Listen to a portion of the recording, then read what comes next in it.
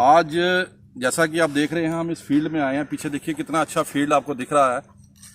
ये फील्ड हमारे बजालता एरिया में हंटर, आपने सुना होगा, Hunters organic farm. Hunters organic farm में हम आए हैं। अंशुमन जी हमारे साथ हैं और कुछ और प्रोग्रेसिव फार्मर्स हमारे साथ हैं। ये मैं इसलिए आपके साथ बात करना ज़रूरी समझ रहा हूँ कि आप जो देख रहे हैं, इन्होंने बड़ी अच्छी क्रॉपिंग कर रखी है। मैंगो के साथ इन्होंने स्ट्रॉबेरी प्लांट की है, इंटरक्रॉपिंग की है। ठीक है। हम हर जगह कहते रहते हैं कि इनकम कैसे बढ़ा सकते हो आप बाग से इंटरक्रॉपिंग करके। तो फ्रूट ऑर्चर्ड्स में कैसे आप इंटरक्रॉपिंग करें, उसका एक बहुत अच्छा उदाहरण मैं जब इस ऑर्चर्ड में आया तो मुझे देखने को मिला। मैंने सोचा कि क्यों ना कुछ चीज़ें आपके साथ शेयर कर लूं। अंशुमन जी के साथ बात की, कुछ चीज़ें सामने निकल के आई। तो आइए अब इनसे पूछते हैं कि क्या क्या चीज़ें इन्होंने इस बाग को बनाने के लिए शुरू की थी। ये जो आप आम का पौधा देख रहे हैं, ये इन्होंने अल्ट्रा हाई डेंसिटी पे लगा रखा है। 5 फुट बाई 5 फुट का इसका डिस्टेंस है। ये प्लांट्स आपने कहाँ से मंगाए जी अंशुमन जी? ये सर महाराष्ट्र से आया। ये महाराष्ट्र से प्लांट्स आए हैं और केसर वैरायटी है। अब जो मैं अपने हाथ में कुछ शाखाएं लेके खड़ा हूँ, ये मैं बडिंग के लिए नहीं खड़ा हूँ या ग्राफ्टिंग के लिए। ये शाखाएं इसलिए ली हैं कि इन्होंने इन प्लांट्स की प्रूनिंग की है। अंशुमन जी कैसे प्रूनिंग की, क्या ध्यान रखना चाहिए उसके लिए? सर बेसिकली ये हम प्लांट की ये फर्स्ट प्रूनिंग कर रहे हैं जी। हमने फर्स्ट प्रूनिंग इसकी, ये जो इसकी आई है उसके ऊपर हमने इसको कर दिया। प्लांट की ग्रोथ को भी हमने रोका है जी। और इस ग्रोथ पे हमने ये 4 लेटरल रखी है जी। हमने फर्दर इन्हीं को आगे बढ़ाना है और प्लांट की ग्रोथ को कंट्रोल कर रहा है। Very good. ठीक है। और ये 6 महीने या 5 महीने के बाद ये हमारी ये 4 है, इसमें से हम 3 रखेंगे और इन तीनों को आगे हम चलाएंगे। बेसिकली जो सबसे बड़ा कारण और हाई डेंसिटी में वो देखने को आपको मिला होगा, आपने सेब में भी देखा होगा कि लेटरल्स को ग्रो करते हैं। yes. कि सूरज की रोशनी सीधा इनके ऊपर पड़े, प्लांट ओपन रहे, अच्छी फ्लावरिंग हो, अच्छी ग्रोथ हो।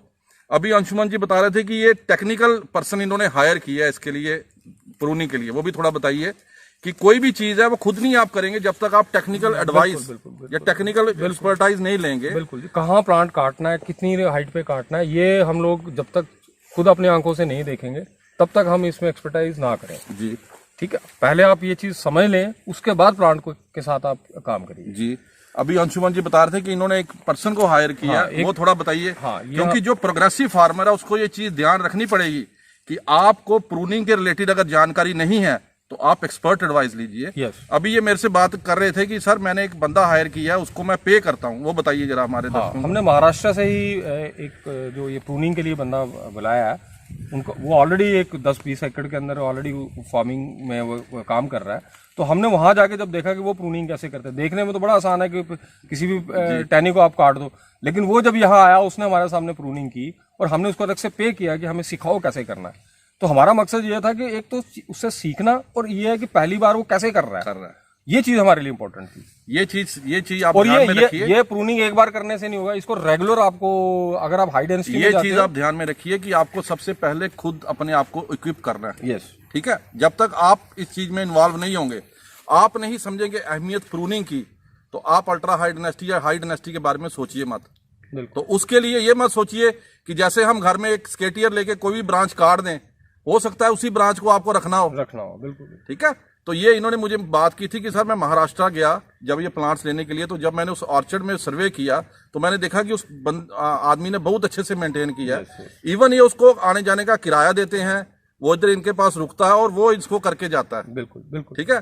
ये इसलिए बताना जरूरी मैं समझ रहा हूँ कि अगर आप कोई भी हाई डेंसिटी के बारे में सोच रहे हैं तो 3 चीजों का हमेशा ध्यान रखिए, जो मैं अभी इनको बता चुका हूँ। बताइए अंशुमन जी। 3 P सर जी। एक तो प्रूनिंग जो अभी इन्होंने बताई, सबसे जरूरी है प्रूनिंग और टाइमली प्रूनिंग करना बहुत जरूरी है। अगर प्रूनिंग में कहीं कमी रह गई या प्रूनिंग टाइमली नहीं हुई तो आपका प्लांट आपके हाथ से निकल जाएगा। बिल्कुल। ठीक है।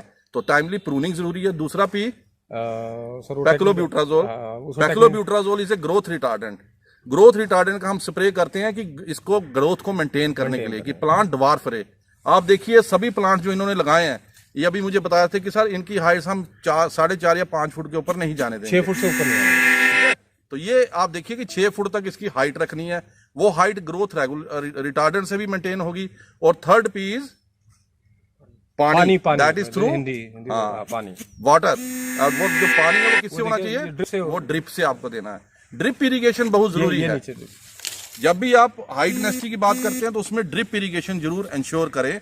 ड्रिप इरिगेशन रहेगी तो आप टाइमली पानी देंगे, टाइमली न्यूट्रिएंट्स देंगे, और अगर कोई आपको स्प्रे करना है, कुछ करना है, वो इस पानी के साथ आप कर सकते हैं, ड्रेंचिंग कर सकते हैं। और एक चीज और बख्शी साहब, जब भी प्लांटिंग करनी है सबसे पहले आपको बेड बनाना है। बेड के बिना आप फार्मिंग में सोचो भी मत। और आपकी वाटर की ड्रेनेज अच्छी होनी चाहिए। प्लॉट के अंदर आपके पानी नहीं खड़ा होना चाहिए। नहीं खड़ा होना चाहिए, बिल्कुल। तो सबसे पहले आप अपना प्लॉट अच्छे से बनाओ, उसमें ड्रेनेज अच्छी होनी चाहिए और बेड पे करो। और ये देखिए रेस्ड बेड जिन्होंने बनाए, सारे रेज बेड है ये। रेस्ड बेड पे प्लांटिंग की हुई है। जब प्लांट बड़ा हो जाएगा तो धीरे धीरे हम ये खोलते जाएंगे। जी, that's it, thank you. Almost 10 to 12 seeds of garlic here, and it protects from all types of insecticides and other things. Very good.